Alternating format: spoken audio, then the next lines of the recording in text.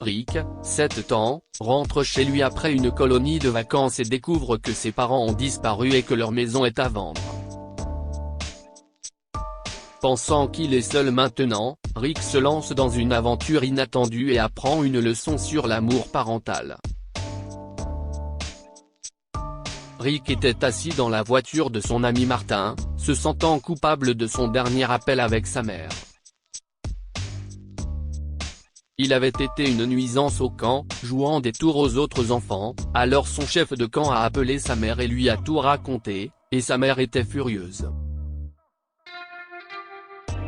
Elle a dit des choses méchantes à Rick, notamment qu'il était une honte pour la famille, et Rick s'est senti mal. Il a essayé de l'appeler à nouveau plus tard, mais elle n'a jamais répondu. Il rentrait maintenant à la maison avec les parents de Martin. Oh chérie, je suis sûr qu'elle ne le pensait pas, l'a consolé la maman de Martin après qu'il a tout raconté aux parents de Martin. Les parents disent des choses méchantes quand ils sont contrariés. Rick s'est enfui, a rajouté Martin, mais il a été interrompu par Rick qui lui a donné un coup de coude. Oui, Madame Adams, dit Rick en faisant semblant de sourire. Le reste du voyage s'est déroulé sans encombre, et 1 heure plus tard, la voiture s'est arrêtée devant la maison de Rick, et le garçon, ressentant un mélange d'anxiété et d'impatience, a incliné la tête devant les parents de Martin. Merci de m'avoir ramené, monsieur et madame Adams, marmonna-t-il en essayant de masquer le tremblement nerveux de sa voix. Alors que la voiture s'éloignait, Rick laissa échapper une longue inspiration. Puis il se tourna vers sa maison, et se dirigea directement vers la porte, prêt à faire face à sa mère et à s'excuser. Mais à ce moment-là, il a commencé à ralentir lorsqu'il a vu quelque chose d'inattendu, un panneau à vendre planté dans la cour d'entrée. Quoi ? Se marmonna Rick à lui-même, ses yeux s'écarquillaient sous le choc. Il a accéléré le pas vers la maison, son cœur battant la chamade dans sa poitrine. Pourquoi notre maison serait-elle à vendre ? Se demanda-t-il, un tourbillon de pensées se bousculant dans sa tête. Arrivé à la porte d'entrée, les petites mains de Rick ont tâtonné la poignée de la porte, mais elle est fermée à clé. C'était inhabituel, car sa mère était toujours à la maison à cette heure de la journée. Un sentiment de malaise commença à l'envahir. Il jeta un coup d'œil par les fenêtres, essayant d'apercevoir un mouvement à l'intérieur, mais la maison était étrangement silencieuse et vide. Avec un sentiment de panique grandissant, Rick a couru jusqu'à l'arrière-cour, espérant trouver un moyen d'entrer ou au moins un signe de sa famille. Mais tout y était aussi désert. Il sentit une boule se former dans sa gorge, un mélange de peur, de confusion et le sentiment profond et troublant d'être abandonné.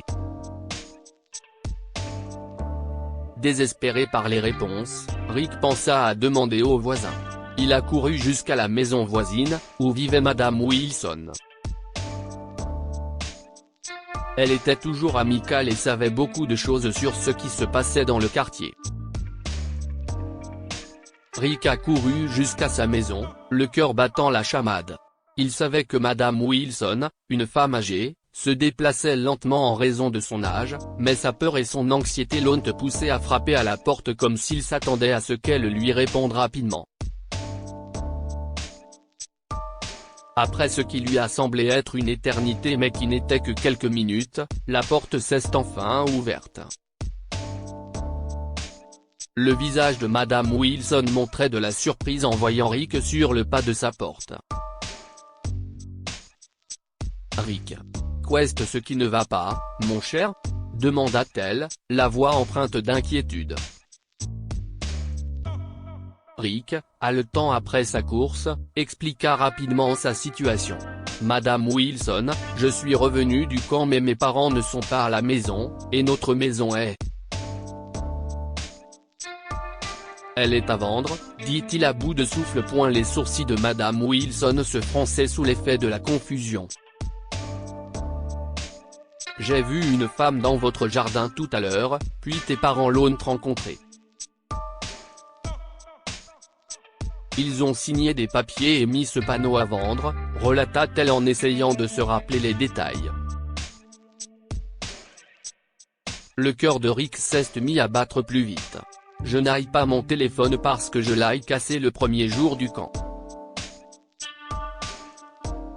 Est-ce que je peux utiliser votre téléphone pour appeler mes parents?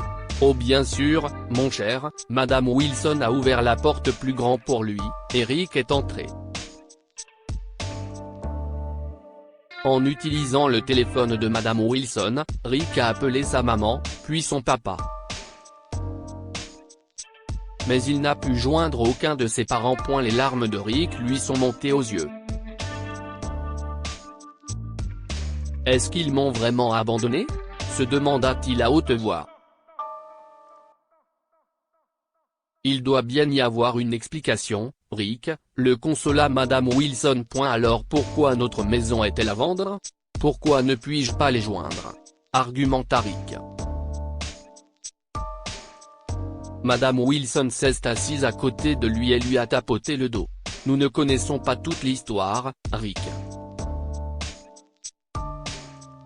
Appelons la police, et ils t'aideront, d'accord? Rick a acquiescé. Madame Wilson a appelé la police, qui est arrivée sur place en quelques minutes.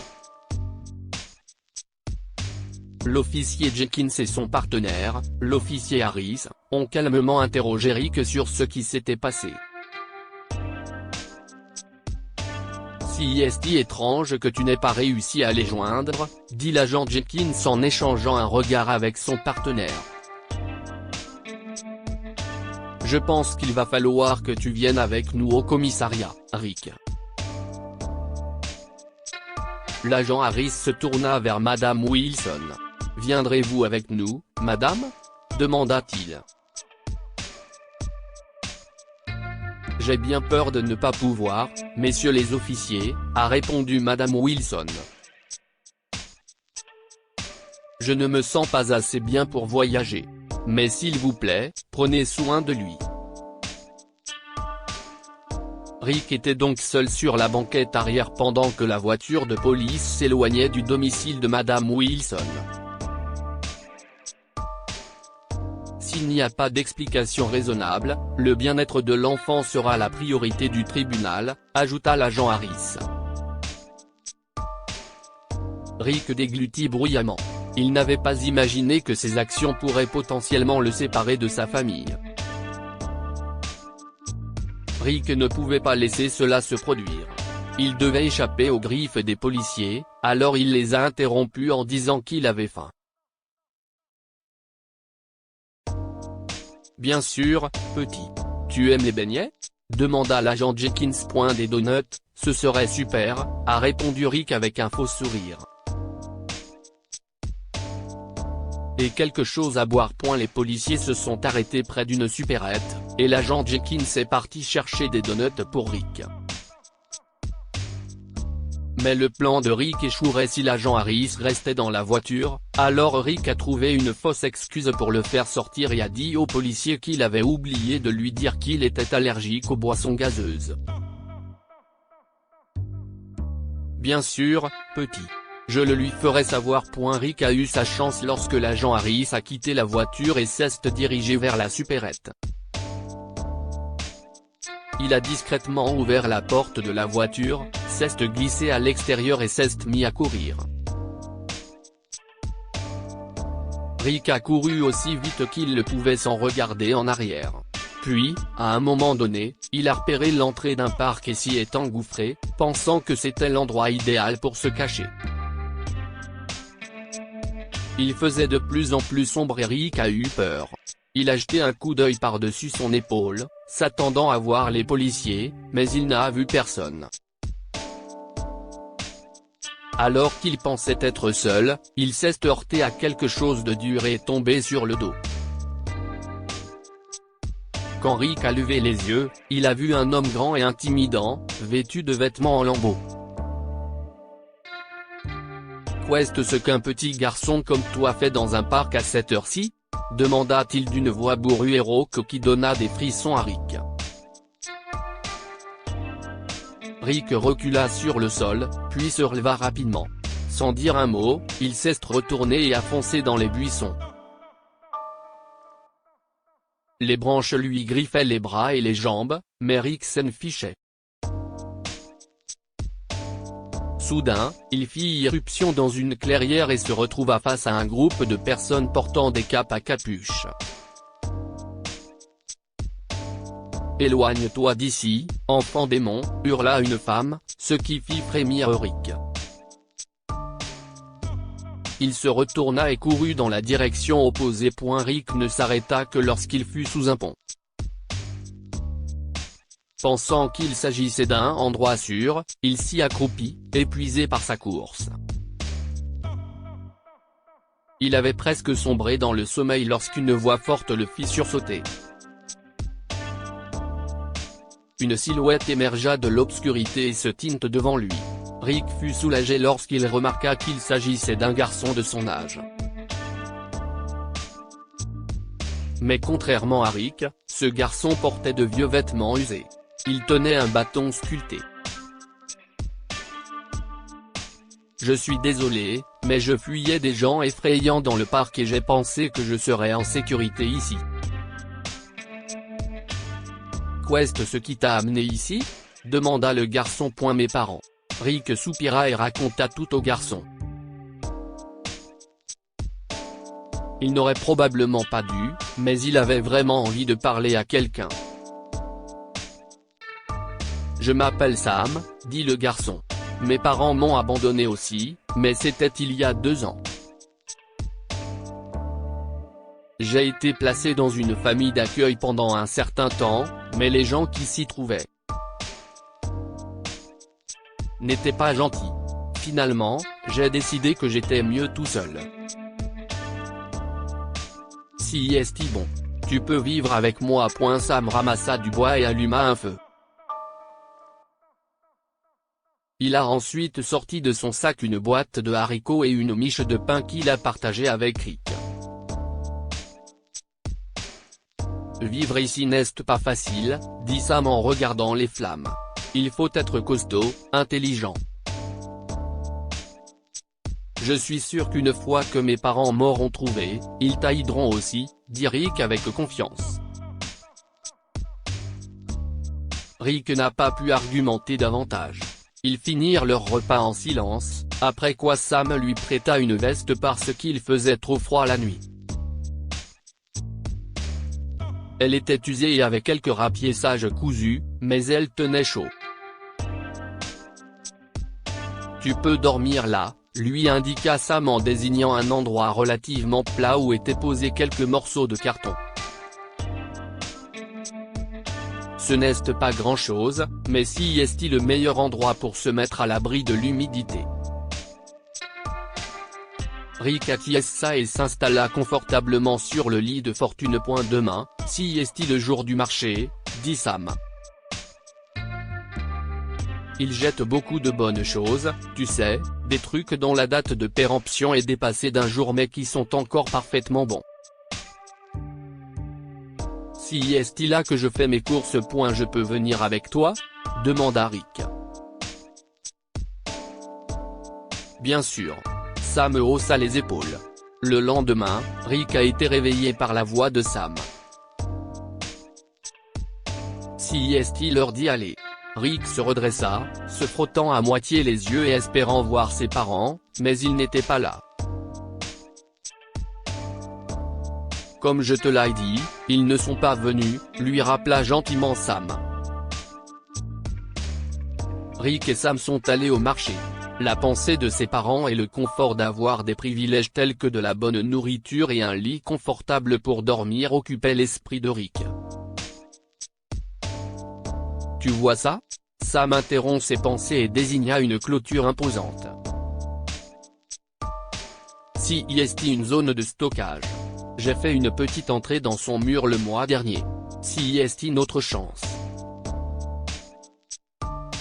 La vieille garde est facile à tromper. nous pourrons obtenir de la vraie nourriture. Mais si on se fait prendre ? Demanda Rick. Sam lui a assuré qu'il ne serait pas pris, alors Rick a accepté de le suivre. Les deux garçons ont rapidement sauté par-dessus la clôture et ont couru jusqu'à l'entrée secrète.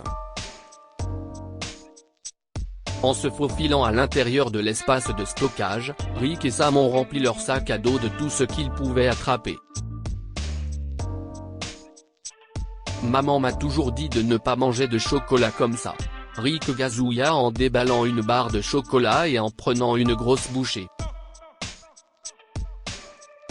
Mais sa joie s'est évanouie lorsqu'il a remarqué que le visage de Sam était devenu pâle. Rick a suivi le regard de Sam jusqu'à la porte qui s'est lentement ouverte en grinçant derrière lui. Les deux garçons sont sortis en courant de l'entrepôt et se sont dirigés vers la clôture. Sam a rapidement grimpé par-dessus, et Rick lui a jeté le sac. Rick était en train de grimper sur la clôture quand la jambe droite de son pantalon s'est prise dans l'une des pointes. Ne reste pas planté là. Aide-moi, Sam, a-t-il crié. Mais Sam a laissé Rick et s'est enfui. Rick a été rattrapé par le gardien, qui a appelé la police. Bien qu'il se soit senti trahi par ce que Sam avait fait, Rick n'a jamais parlé de Sam à la police et a dit qu'il était seul. Où sont tes parents ? Lui a demandé le policier. Savent-ils ce que tu as fait ? Rick s'est souvenu s'être enfui du camp après s'être senti seul et incompris. Il pensait qu'il serait désormais soumis à la détention pour mineurs. Mais l'instant d'après, tout a changé. Ses parents ont fait irruption dans le commissariat. Nous étions tellement inquiets, Rick. Le conseiller du camp a appelé, et nous t'avons cherché partout, dit sa mère en le serrant dans ses bras. Nous avons reçu un appel de la police, et nous sommes venus aussi vite que possible, a ajouté son père. Rick a senti les larmes lui monter aux yeux. Moi aussi, je suis content de vous voir. Je croyais que vous m'aviez abandonné à cause de mon mauvais comportement. Ses parents ont échangé un regard inquiet. Chéri, nous ne t'abandonnerions jamais. En fait, nous sommes à la recherche d'une nouvelle maison, dit maman. Il semble que tu sois rentré à la maison alors que nous étions dans un autre état en train de regarder des maisons. Je suis désolé de m'être emporté contre toi. J'aurais dû te parler davantage, t'écouter. Je t'aime tellement, et je suis vraiment désolé. Je t'aime aussi, répondit Rick, les yeux humides. Je suis désolé de vous avoir fait peur. Les policiers ont dit qu'ils savent que tu n'étais pas seul, a dit son père à Rick. Tu devrais leur parler de l'autre garçon.